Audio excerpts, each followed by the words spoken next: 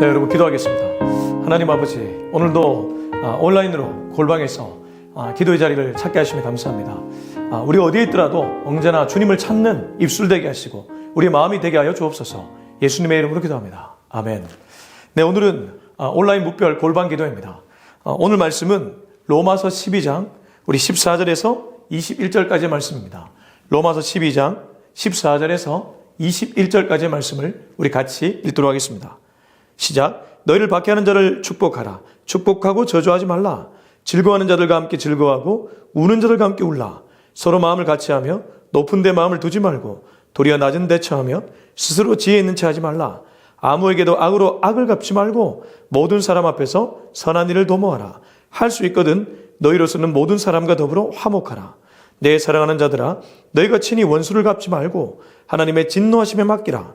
기록되었을 때 원수 갚는 것이 내게 있으니 내가 갚으리라고 주께서 말씀하시니라.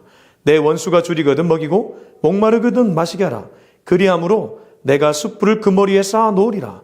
악에게 지지 말고 선으로 악을 이기라. 2월 한 달 동안 매주 금요일에 분별 시리즈로 말씀을 전했습니다. 첫째 주는 마음의 분별했습니다. 그리고 둘째 주는 시대의 분별했습니다. 우리 마음을 잘 분별하는 것, 바로 거기서부터 출발하는 것이죠.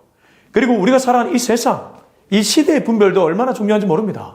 그리고 마지막에 세 번째 주에 관계의 분별, 공동체의 분별, 이런 말씀을 나누었습니다. 그리고 오늘 무별 골방 기도인데 오늘 분별 시리즈의 마지막이라고 얘기할 수 있습니다. 우리 다음 주부터는 바람 시리즈로 여러분을 찾아뵙겠습니다. 이 바람도 얼마나 중요한지 모릅니다. 성령이 바람으로 역사하시기 때문입니다. 여러분, 모세가 홍해를 가는 것도 동풍이 불어와서 갈라진 것 알고 계시죠? 그래서 3월 한 달 동안 이 바람 시리즈도 기대하셨으면 좋겠습니다.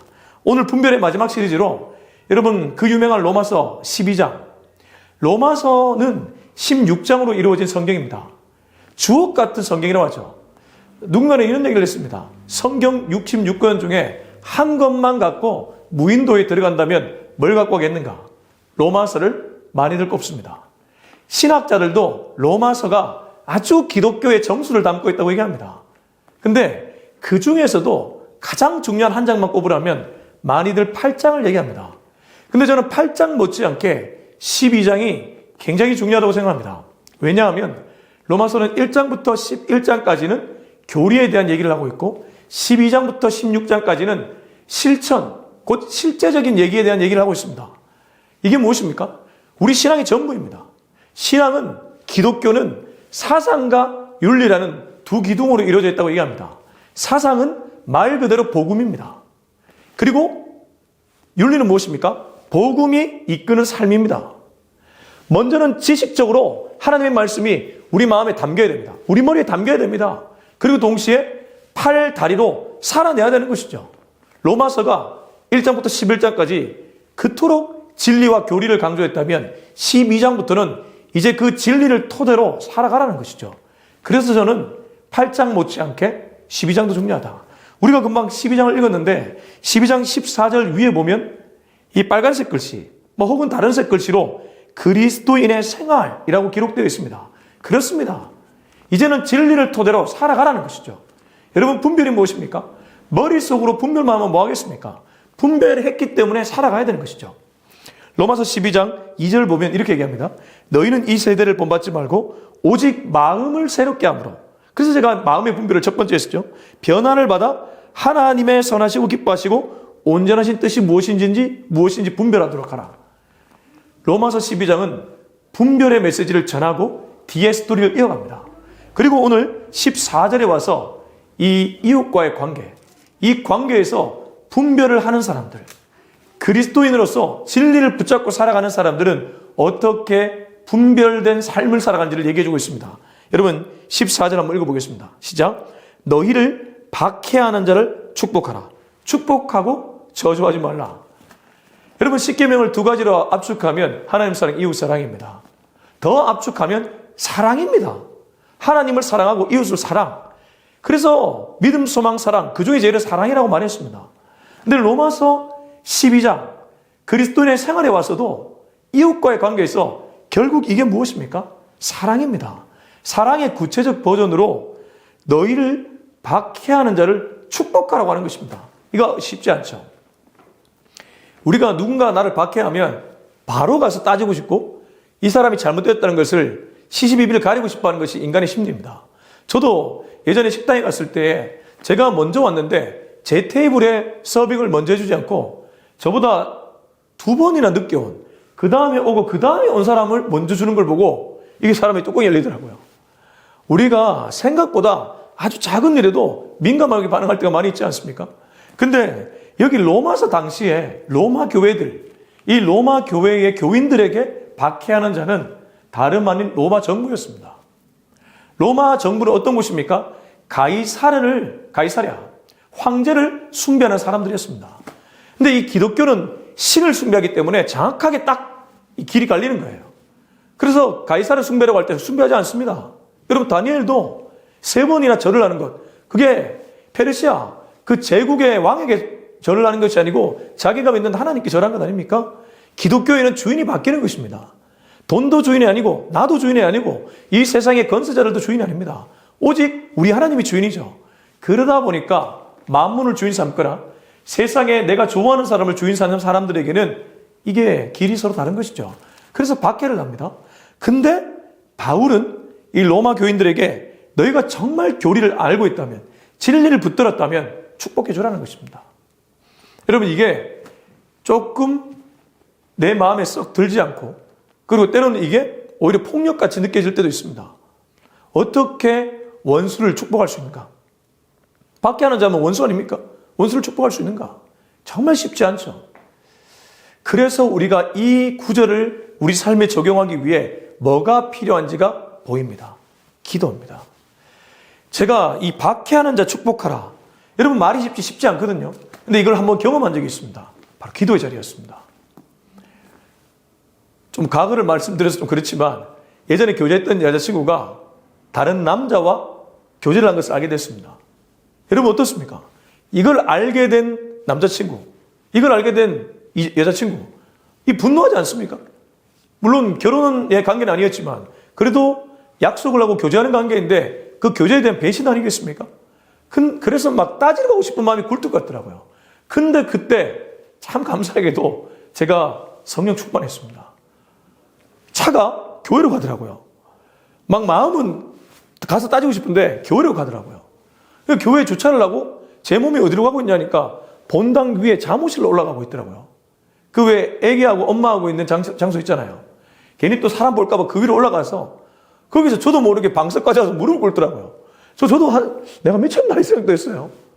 그리고 나서 막 기도를 하는데 처음에는 막 저주가, 축복이 아니고 저주가 막 나오더라고요.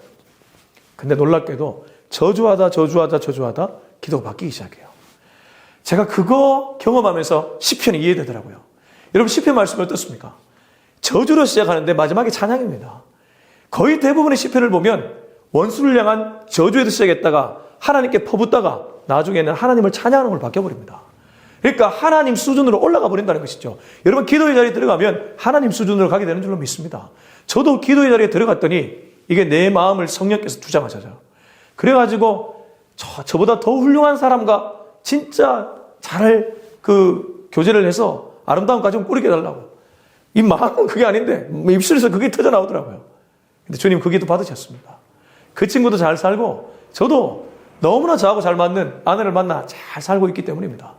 여러분, 박해하는 자를 위해 축복하면 반드시 부메랑이 되어 우리에게 돌아오는 줄로 믿습니다. 그리고 우리만이 아니라 우리 자녀에게도 흘러간다니까요. 그래서 저주하지 말라고 하는 것입니다. 내 입술이 더러워지지 않습니까? 내 입술이 저주 입술이 되면 표정도 일그러지고.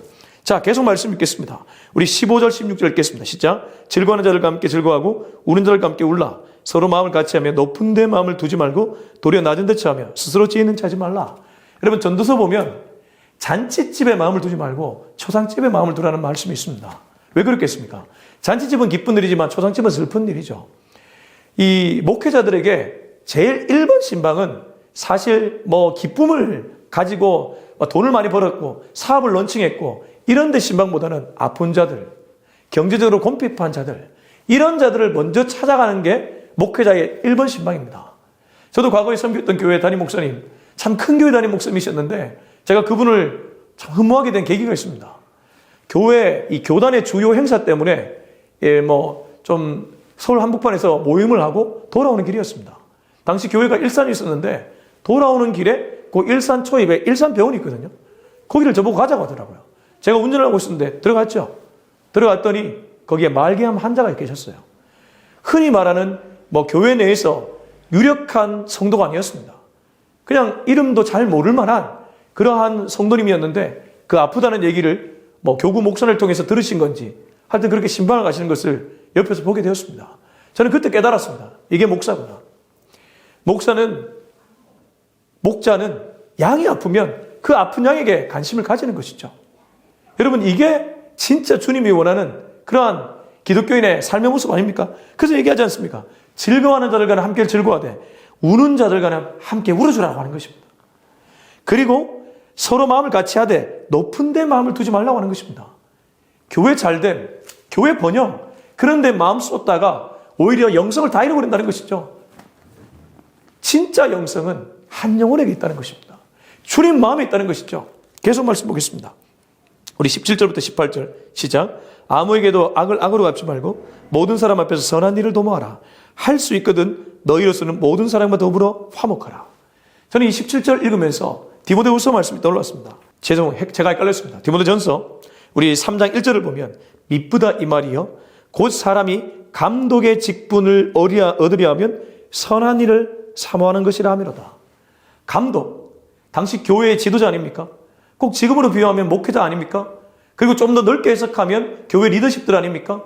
교회의 리더들은 선한 일에 대한 사모함이 있어야 된다는 것입니다. 근데 여기서 우리가 조심해야 될 것은 그 선함이 우리의 의로움은 아닙니다. 막 가난한 자를 돕는 그냥 그저 의로움, 구제 이 정도가 아니라 하나님의 마음으로 들어가는 것을 가리킵니다. 정말 교회 리더라면 하나님 마음으로 들어가서 그분의 눈길을 두는 곳에 나도 두라는 것이죠. 다시 돌아오셔서 로마서 12장 17절을 보면 아무에게도 악을 악으로 갚지 말고 모든 사람 앞에서 선한 일을 도모하라. 주님의 일을 도모하라는 것입니다. 주님의 일을 도모하다 보면 관계는 자동으로 풀려가는 것을 알 수 있습니다. 저도 요즘 관계가 그렇게 넓지 않습니다. 목회자가 되고 제가 원래 돌아다니면서 사람들 만나고 이런 거 되게 좋아하는데 목회자 되고 나니까 그냥 교회 밖에서 성경 읽고 예배 드리고 또 성도들과 함께 지내고 또 교회 여기 우리 청담동에 있는 이웃 주민들과 지내고 근데 그렇게 그 일에만 집중해도 주님이 모든 것을 풀어주시는 것을 보게 됩니다. 주님의 일을 도모하는 것. 여러분 주님의 일을 도모하기만 해도 주님이 일하시는 줄로 믿습니다. 그리고 할 수 있거든 너희로서는 모든 사람과 더불어 화목하라. 이 화목이 얼마나 중요한지 모릅니다. 지금 이 나라를 보십시오. 화목의 영이 있습니까? 전부 다 갈기갈기 진영에 갇혀서 옳음만을 얘기하고 있습니다. 그것도 절대적 옳음, 완전한 옳음이 아니라 부분적 옳음, 상대적 옳음입니다. 부분과 상대적 옳음으로 누군가를 자꾸만 비판하니까 하나도 되지 않고 화목해지지도 않는 것이죠. 이럴 때일수록 우리는 더욱 주님께로 가까이 나가야 될 줄 믿습니다. 여러분 주님만이 하나 되게 만들 수 있습니다. 요한복음 17장에 보면 대제사장의 기도가 나오죠. 우리가 하나 된 것 같이 너희도 하나 되라. 그러면서 주님이 우리 안에 있으라고 얘기합니다. 예수 안에 있으라고 얘기합니다. 성도 한 명 한 명이 예수 안에 있을 때 비로소 화목해질 수 있는 것이죠. 자, 마지막입니다. 우리 19절에서 21절 시작. 내 사랑하는 자들아 너희가 친히 원수를 갚지 말고 하나님의 진노하심에 맡기라. 기록되었을 때 원수 갚는 것이 내게 있으니 내가 갚으리라고 주께서 말씀하시니라. 내 원수가 줄이거든 먹이고 목마르거든 마시게 하라. 그리함으로 네가 숯불을 그 머리에 쌓아 놓으리라. 악에게 지지 말고 선으로 악을 이기라. 너무나 유명한 말씀이죠. 악에게 지지 말고 선으로 악을 이기라. 여러분 선으로 악을 이기는 거 말은 쉬운데 참 어렵습니다. 그렇지 않습니까? 우리도 다 선이 무엇이고 악이 무엇인지 압니다. 내 양심, 이 성령께서 내 마음을 주장하시기 때문에 이건 나쁜 일인데 이건 좋은 일인데 다 안다는 것이죠. 근데 내 감정이 그 옳음을, 그 선함을 덮어버려가지고 우리가 실수할 때가 얼마나 자주 있습니까? 그래서 주님도 그걸 아시고 이 말씀을 하십니다. 너희 원수 갚는 것을 누구에게 맡겨두라고 합니까? 하나님께 맡겨두라고 합니다. 여러분 내 사랑하는 자들아 너희가 친히 원수를 갚지 말고 이 로마 교회를 보자면 이 로마 정부를 보면서 얼마나 화가 나겠습니까? 억울하게 순교당하고 처형당하고 옥살이하고 얼마나 화가 나겠습니까? 그걸 너희들이 직접 갚지 말라고 하는 것이죠. 하나님의 진노하심을 맡기라는 것입니다. 여러분, 근데 하나님이 이 심판대를 돌리시잖아요. 제가 우리 성도님들께 자주 얘기하자면 맷돌입니다. 알뜰하게 갈아버립니다. 그렇게 유명했던 로마 어디가 있습니까? 여러분, 미국, 중국, 제 아무리 까불어도 하나님 아래에 있습니다. 하나님이 맷돌 갈기 시작하잖아요. 이길 방법 없습니다. 그 팍스 로마나를 얘기했는데 로마가 흔적도 없이 사라져 있습니다. 명맥만 유지되는 것이죠. 주님이 갈아버리면 이렇게 된다는 것입니다. 여러분, 우리가 원수 갚으면 우리 수준입니다. 그러나 하나님이 갚으면 하나님 수준으로 갚아버리는 것이죠. 그래서 우리는 하나님께 맡기라는 것입니다. 여호와의 진노 앞에 맡기라. 원수 갚는 것이 내게 있다. 이거조차 주인됨을 회복하라는 것입니다. 원수 갚는 것도 주님께 맡기는 것. 그게 바로 주어가 바뀐 사람들이죠. 주어가 진정으로 바뀐 사람들. 네 원수가 줄이거든 먹이고 목마르거든 마시게 하라. 그리하므로 네가 숯불을 그 머리에 쌓아 놓으리라. 그래서 우리는 사랑할 권리밖에 없습니다. 우리가 누군가를 저주할 권리가 없습니다.